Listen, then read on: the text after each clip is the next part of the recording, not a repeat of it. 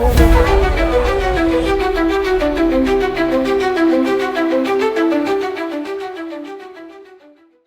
बात झारखंड के सरकारी अस्पतालों के बदहाली की करेंगे और सवाल पूछेंगे कि आखिर जब माननीय की तबीयत खराब होती है तो वो दिल्ली कूच कर जाते हैं, लेकिन जब झारखंड का एक गरीब आदिवासी मूलवासी अल्पसंख्यक गरीब की तबीयत खराब होती है तो वह अपने घर से स्थानीय प्राथमिक स्वास्थ्य केंद्र जाने के लिए भी सोचता है।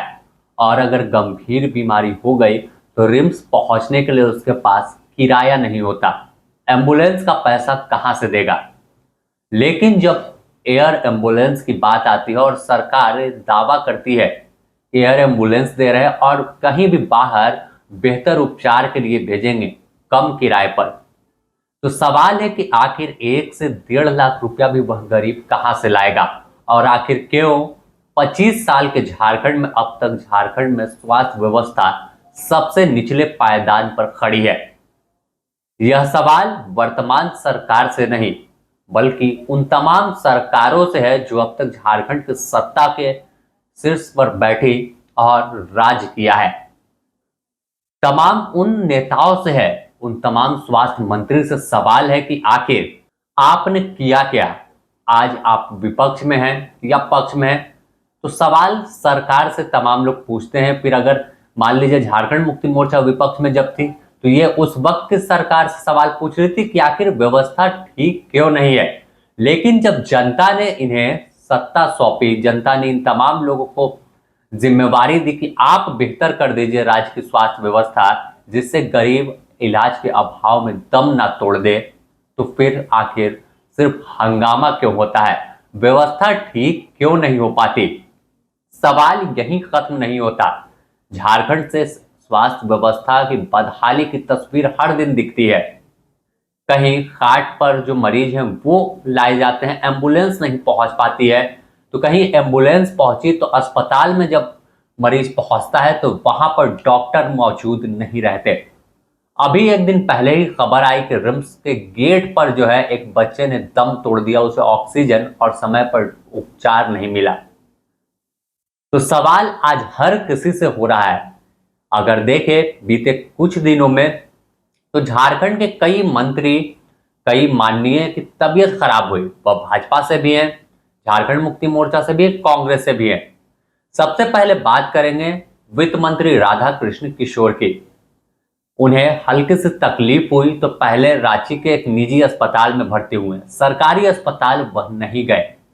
इसके बाद उन्हें लगा कि यहाँ उतना बढ़िया सुविधा नहीं है।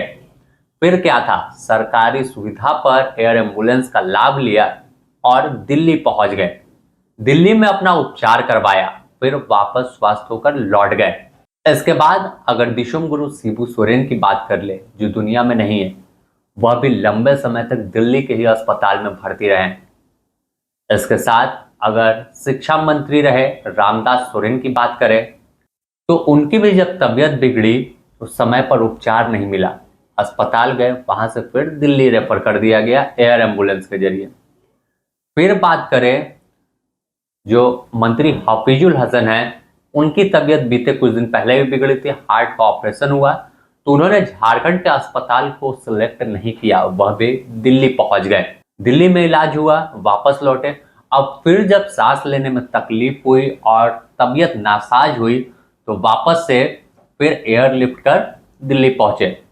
यहां पर देखें तो जब उनकी तबीयत खराब भी हुई तो जो सरकार का सबसे बड़ा अस्पताल रिम्स है वह वहां नहीं गए बल्कि एक निजी अस्पताल में गए। बड़ा अस्पताल था, उपचार अच्छा मिलेगा, उस अस्पताल में गए, फिर वहीं से एयरलिफ्ट होकर दिल्ली चले गए। अब दिल्ली के अस्पताल में अपना इलाज करवाएंगे। इसके साथ ही भाजपा के विधायक शशिभूषण मेहता की भी जब तबीयत खराब हुई, हल्का सर्दी खांसी हुई, तो वह भी झारखंड के अस्पताल पर भरोसा ना करके दिल्ली के ही अस्पताल में पहुंच गए।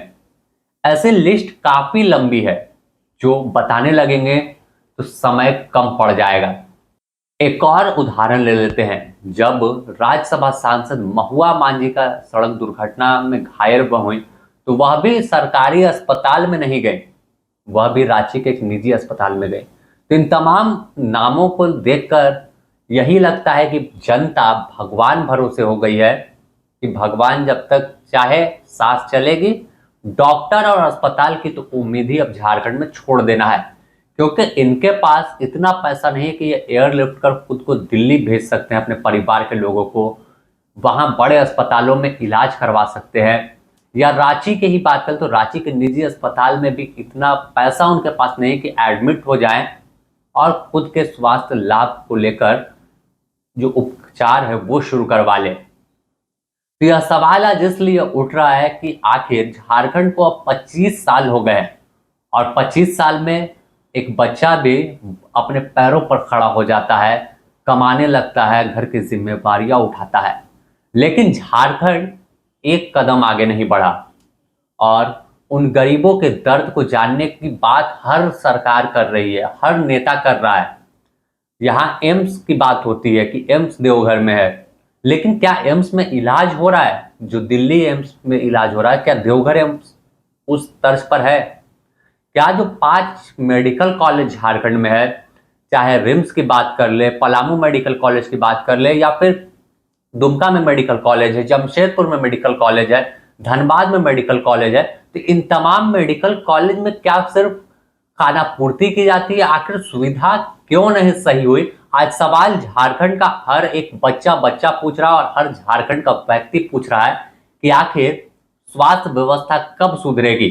अगर देखें तो सिर्फ इसे लेकर बहस होती है, विपक्ष सरकार से सवाल पूछता है, स्वास्थ्य मंत्री को घेरता है, सरकारें को घेरता है, स्वास्थ्य मंत्री उसका पलटवार करते हैं और इन तमाम चीजों के लिए भाजपा और अन्य दलों को निशाना बनाते हैं।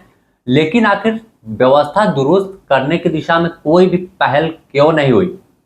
अगर रिम्स की बात कर ले कि रिम्स बदहाल के तो लोड अधिक है, वहां पर मुश्किल है, तो एक और मेडिकल कॉलेज बनाने की बात हो रही है, लेकिन क्या सरकार के जरा सा भी ये जानकारी नहीं है कि उनके पास और भी अन्य प्रमंडलों में मेडिकल कॉलेज है जो रिम्स के बराबर का ही है? जब रिम्स में इलाज हो सकता है, बाहर के मेडिकल कॉलेज में इलाज हो सकता है, तो फिर झारखंड के उन मेडिकल कॉलेजों में क्यों बदहाली है? रिम्स क्यों बदहाल है? क्या पलामू में अगर अस्पताल दुरुस्त हो जाए, जो मेडिकल कॉलेज है एमएमसीए, तो वहां पर पलामू प्रमंडल के देख ले, लातेहार, गढ़वा, पलामू, चतरा, इन तमाम इलाकों के लोग वहां शिफ्ट हो सकते हैं इलाज कराने के लिए। धनबाद की बात करें तो धनबाद का जामताड़ा आप देख लीजिए, नजदीक है, गिरिडीह नजदीक है और कई आसपास के जिला है। अगर धनबाद का अस्पताल बढ़िया हो जाएगा, जो वहां मेडिकल कॉलेज है, तो वहां पर लोड कम होगा। जमशेदपुर में जो है, तो वहां अगर अस्पताल ठीक हो जाए तो वहां लोड कम, तो रिम्स ऑटोमेटिक सुधर जाएगा। लेकिन पता नहीं सरकार को क्या है, क्यों अस्पताल दुरुस्त नहीं किया जाता और आखिर गरीब जाएगा कहाँ? यह सवाल आज हर कोई पूछ रहा है और इसी सवाल के साथ हम भी आप पर छोड़ रहे हैं कि आप इस पूरे अस्पताल के खेल में क्या कहते हैं।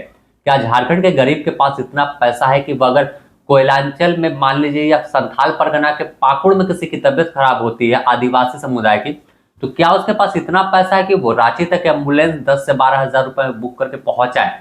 क्या अगर पलामू के आप विश्रामपुर इलाके में किसी की तबीयत खराब होती है तो उसके पास इतना पैसा है कि वो एम्बुलेंस करके रांची पहुंच जाए? क्या चाईबासा में किसी की तबीयत खराब होती है तो उसके पास इतना पैसा है कि वो हेलीकॉप्टर से चला है? यहां तो एम्बुलेंस का किराया देने को पैसा नहीं है, लेकिन सिर्फ सियासत जारी है। बने रहे द न्यूज पोस्ट के साथ, इससे जुड़ी और भी अपडेट आपको देंगे और ऐसे ही सवाल तमाम सरकार से हम पूछेंगे। तब तक के लिए नमस्कार।